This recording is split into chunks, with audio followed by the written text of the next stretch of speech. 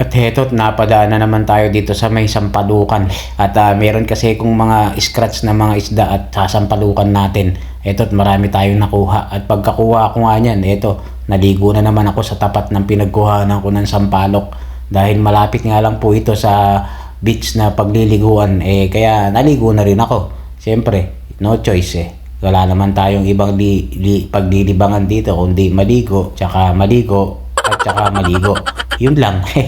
Pero pagka nakabili nga po tayo ng pangisda, mangingisda po tayo dyan at ibablog natin yun. Sa ngayon po kasi tipid-tipid muna tayo. Ala pang budget dun sa pambili ng pangisda Pero pagka nakaipon nga po, bibili nga po tayo. Sa ngayon po, wala na paulit-ulit. At pagkatapos ko ang maligo dun sa kabila, dito naman tayo sa may parang lundagan.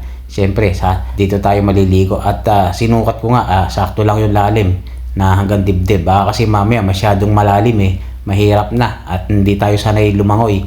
Dito nga lang ako nagpa-practice na lumangoy At ito, naglulundag tayo hanggang magsawa tayo niyan. Yun naman talaga ang pinunta natin dito sa area na to para maligo. At pagkatapos ko nga niyang maligo, nagutom ako, kalalangoy at kalulundag. May dala kasi akong pagkain dahil nung nakaraan nga, nung ako'y naligo dito kalulundag ginutom ako. Kaya nagdala na ako ng pagkain ko para pagkaligo, kain. Pagkakain, ligo, paulit-ulit lang ba?